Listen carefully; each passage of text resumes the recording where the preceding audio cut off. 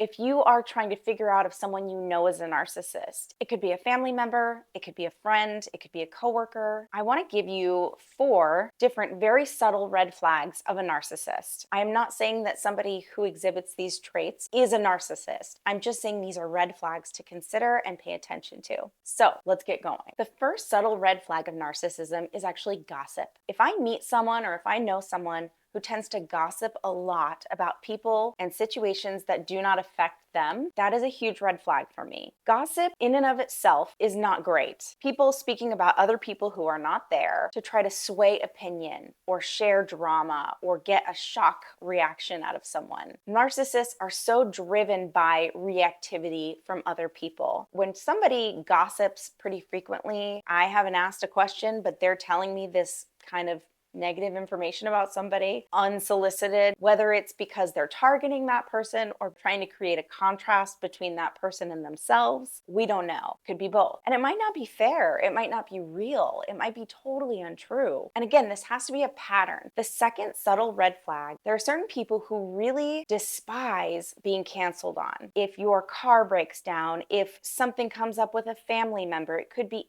anything. Maybe you're just having a rough day and you don't want to get together for coffee or dinner, because we all have those days. Whenever there's a person who doesn't understand those things, who is really inflexible and gets very upset when people cancel on them, that assumes that their time, their life is far more important than anything someone else is experiencing. No excuse is good enough for a narcissist. They're probably going to badmouth you to other people. They're going to make it hard for you to get back into their good graces. The response that I would give other people would be, hey, I get it, no big deal, totally understand. But to go out of my way to shame or like make someone feel guilty because they've had something else come up, people like that to me are not worth my time at all. That is a huge red flag of narcissism to me, and I will not put up with it. Again, patterns. The third subtle red flag of narcissism is the desire to use information as leverage. So a lot of narcissists use information about other people as a currency and share it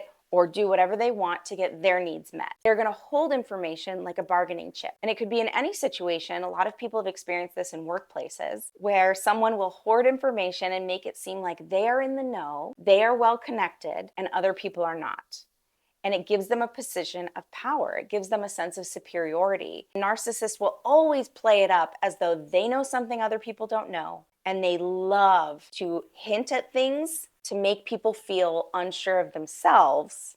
So they use information as a currency to give them control. It can be very minor early on when you're getting to know someone, but they will act like they've got the inside scoop and you don't. Therefore, you should question yourself and trust me. No, it doesn't work that way. The fourth red flag that can be very subtle, but to me is a huge red flag, is how someone speaks about other people. It's the only time a narcissist will say nice things about anybody is if it makes them look good in the process. So they'll speak about image, titles, wealth, status, connections, and they will want to make sure that they are connected to those signs of success. So if you and I are having a conversation and I'm a narcissist, I would say something like, oh, well, my friend John is a doctor, but they're very superficial. They're never going to say, well, my friend Susie is a doll and is so compassionate, just has the biggest heart, and I love her. They're never going to say that about anybody. They will not go there because they don't see those qualities in other people. We're looking for who someone is as a person, but a narcissist is looking for how that person can benefit them. So 9 times out of 10, when a narcissist is talking about someone else, it's negative. If this person who you are looking at as being a potential narcissist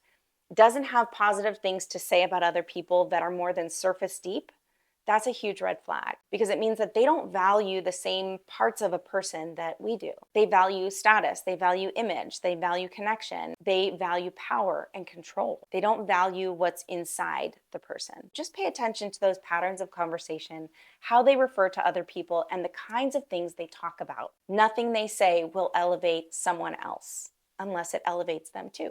I'd love to know what you think. Thank you for watching. I'll be back soon. Bye.